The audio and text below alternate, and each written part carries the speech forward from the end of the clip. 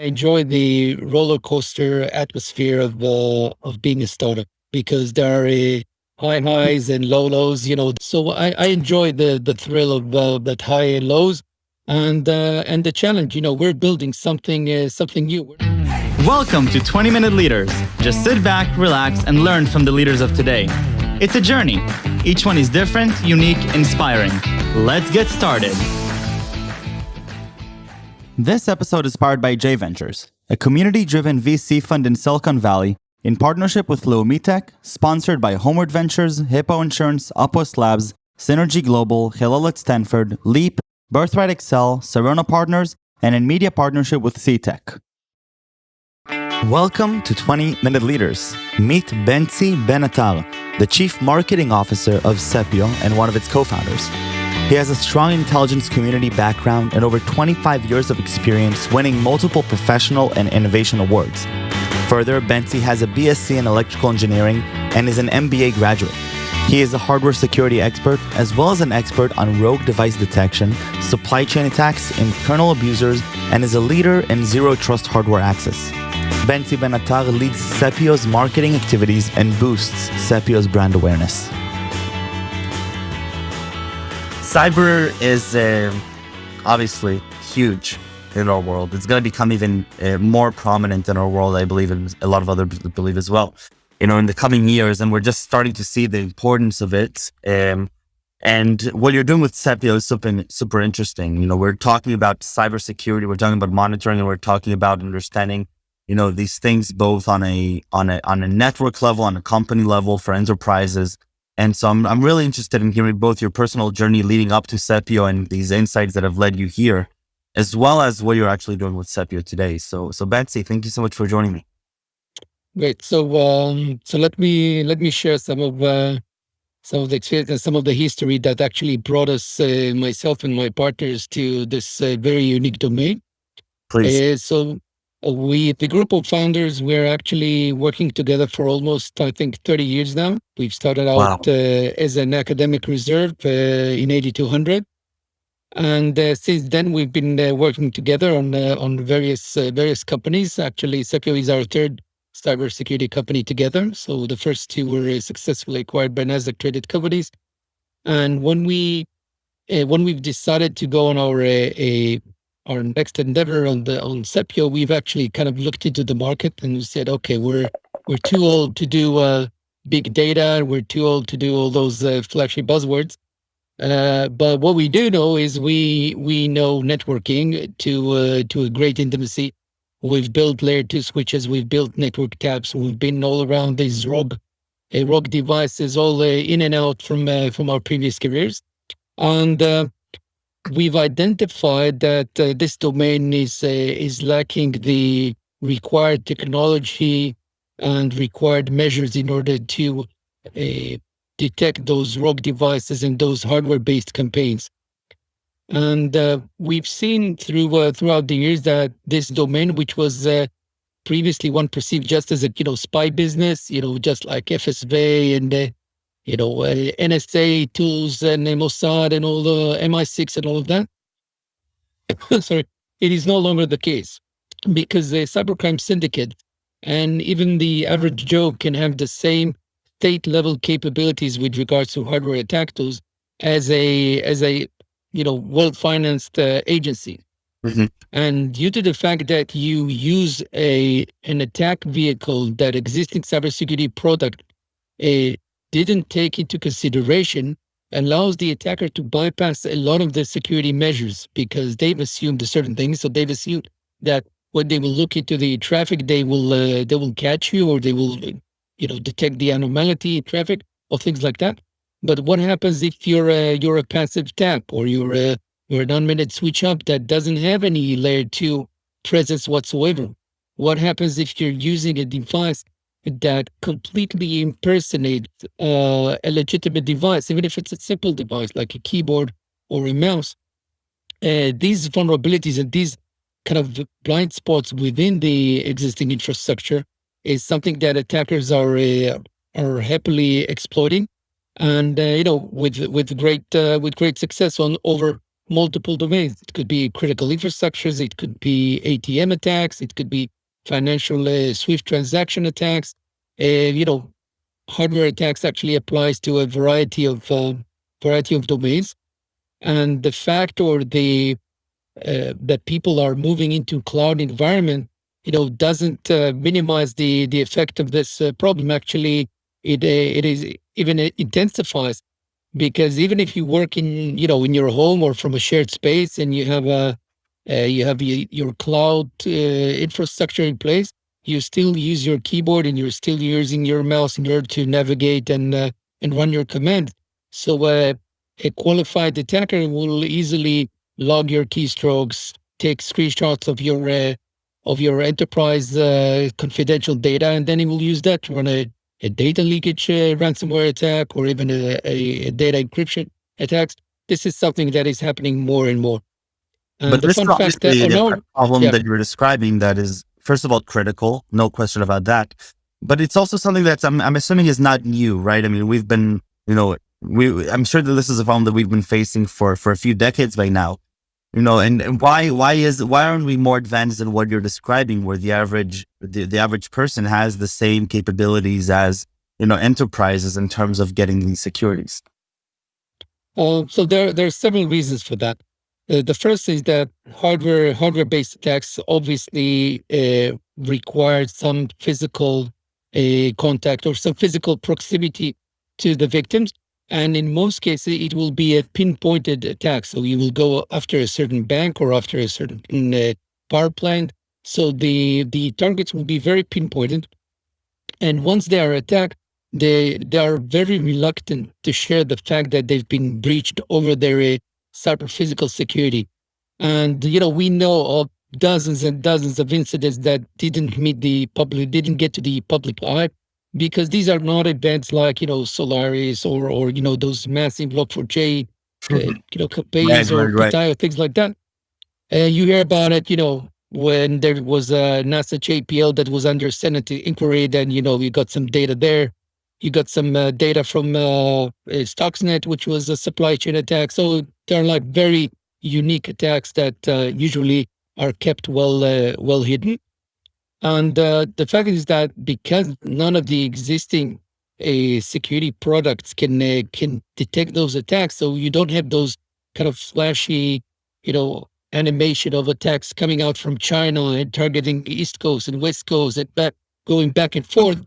So from the CISO perspective, this is a problem that appears in Mr. Robot. It appears on Mission Impossible, or James Bond. So he would ask himself, "Oh, I'm not of interest." That's usually a pushback that we get. I'm not of interest to anyone, and it's always the other way around.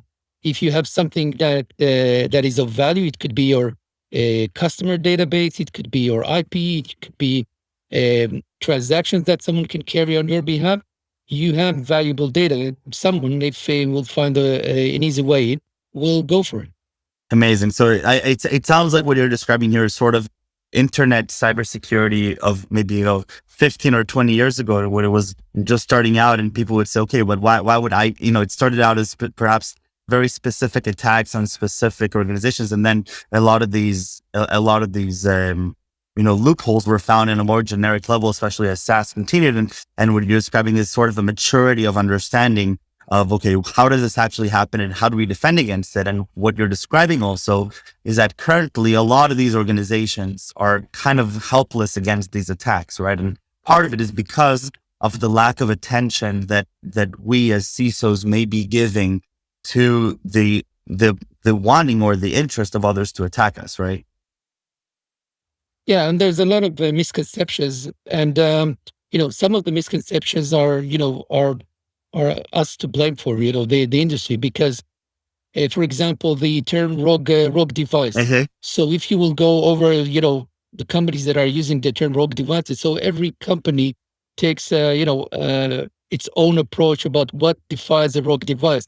One could define it, a device that operates layer 3 and above, or sometimes it's an application, or sometimes it's something in layer 2. So the fact that you, as a CISO, you buy a solution that on the brochure promise you to handle and mitigate rogue devices, then you feel comfortable that say, oh, I have this covered. Or if you buy a NAC solution and they promise you you know the sky, and then you're certain that if someone plugs in an unminute switch hub, you will see this like this. And it's not the case. So it's a lot of misconceptions, especially with everything that has to do with USB devices. This is something that still puzzles me. USB vulnerabilities are being, for decades, probably the oldest, malicious type of interface. And obviously, endpoint security, EDR solution, XDR, they all handle a USB to some extent. Some of them even have, say we have a bad USB module. And when you go into a CISO and you ask him, okay, what is your USB policy? And then he would say, oh, well, we do not allow USB devices. And when we'll ask him, okay, how do you type? How do you navigate? He says, oh, a keyboard and a mouse. And how are they connected? Oh, then that's through a USB.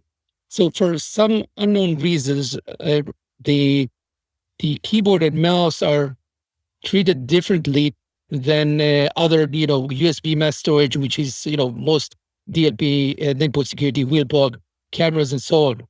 And obviously, if this is the device that is allowed to connect, guess where the attackers will target?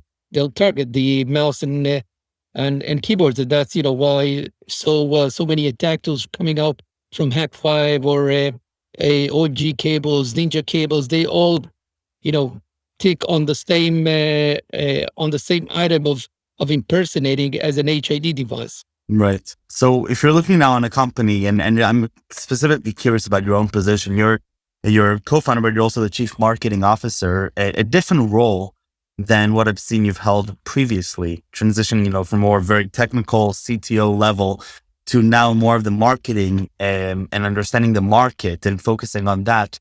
What made you decide to make that personal switch and what you're dealing with in the day-to-day? So first of all, it's because of two things. First of all, it's a challenge. I love the challenge, and I think that in order to bring this new concept, this new term of zero trust hardware access into the market, you need to come with some qualification and the level of professional, so people will listen. Because at the beginning it was like trench war. We had to persuade people that this is an issue. You had to do a lot of what I call the awareness campaign through analysts and through key stakeholders, and you have to convince them, and you can only do that by having the relevant and data and information and qualification. Because if you wouldn't have, then you've been brushed off, what I mean, saying, oh, we have that covered, it's not a problem. And then you need someone as a counterweight. And going back to my earlier comment, we've been working as a group of founders, and each one of us is a piece of the puzzle.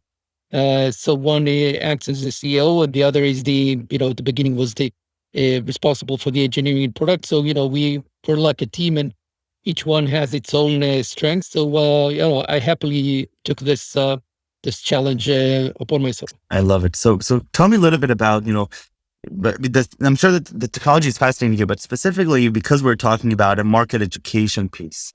And I'm specifically interested about go-to-market and marketing for a company like this.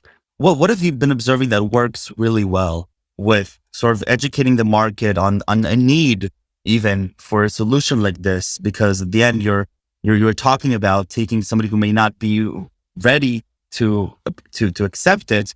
As a technologist and as an entrepreneur, that this is something that they probably need. How do you go that mile to get them to where you're saying things? Yeah. So obviously you have to have the first wins, and that you could then use as references, and those will be your ambassadors for educating the market. Because one man can have only limited outreach. There are only certain hours of the day. So if you're able to convince 5, then those 5 become your ambassadors of hardware access control. Then that would be great. Now, in order to find those first early adopters, then you need to look for those very unique CISOs. because I've kind of categorized the CISOs as the evangelizing CISOs. Those are the one who, they get it. They really get it. They understand the risk. They're not afraid of experimenting, even when with younger startups. They happily adopt the solution once you prove them the value. And the other kind will be the followers, that they will look up to the evangelizing CISO. They will see that they are doing well, and then they will follow their footprints. And there's a lot of cut and paste CISO that they'll buy whatever the others are buying. So if you have to have kind of grocery list of one endpoint security, one DLP, one NAG, so they'll go with kind of a organized list. So we've started with the evangelizing CISOs, and we were fortunate enough to have some of the most intelligent professional CISOs that we came to meet in our long career. And once they've adopted it, and some of them, ran organization like 50,000 employees, 20,000 employees, which for a young startup in its first year to get a customer of that scale is phenomenal, especially if it's something coming out from the financial, which is more heavy on logistics and bureaucracy. And once we got these references, then they've actually took us by the hand to their peers and to their colleagues, and we've kind of propagated through there. As the years moved on, there were more incidents, there were more uh, people arguing for this domain. So now Gartner has this domain, which is cyber physical security, which deals with this entire concept of hardware-based attacks, the supply chain, and there are regulations like Section 889 in the US and the FCC telecom bill. There's a lot of work being done around this. Was obviously the Bloomberg story. So there's a lot of backwind to what we're doing. And if like 3 years ago I had to explain, is this problem really happening? Is this stuff really happening, or is just self-made story? Then this is no longer the case. People are responsive, and we see that in our business results. So what it sounds to me is that you have a strategy for how do you take a market that is right now still pretty young, or it's in its infancy of understanding, and you're saying, okay, we still believe it's a problem, can still start selling it, and we'll get a validation through some strong partners that are working with us initially for the validation. But we have to understand that parallel to us, the world is getting educated with or without us in this matter. And so over time, our marketing strategy is actually going to become a little bit easier or more trivial for the world to understand, because a lot of this extra education that we have to do, it's getting solved by this parallel path that the world is on, right? Yep. And besides the marketing, the sales activities are completely different, Yep. because you're not selling endpoint security number 17, then the people that you need in order to sell your product are more of a kind of a even entrepreneur in nature, like biz dev type of oriented RSMs, so that they could find their way in and explain the problem and find those opportunities, and only once we get that opportunity secured, then we could bring in the standard resellers and distributors to actually go and run the logistics of the deal. Incredible. What is the part, you've been doing this for a while, and you've been cybersecurity veteran for many years, continuing to build a new company now, which has been running for some time, but still deciding to go on yet another company journey. Where's the thrill for you? What do you enjoy most about this whole thing? So I think that I enjoy the roller coaster atmosphere of being a startup, because there are high highs and low lows. There are like weeks that you don't want to get out of bed because it's been such a horrible week, because something that you've been working on, or a submission for a certain award that didn't come through, or something like that, or a campaign that didn't bring the good result. So you have those lows, but on the other hand, you have when you do get those highs of winning and obtaining customers, and you get good feedbacks on a piece of content that you've created, whether it's a video or or someone said, "Oh, I read your white paper and I thought it was great." Um, so I enjoy the thrill of that high and lows, and the challenge. We're building something new. We're not cut and pasting anything. We're inventing a new domain, which is a nightmare SEO wise, because probably not a lot of people are looking for a hardware access control, but we're changing that, and we'll succeed.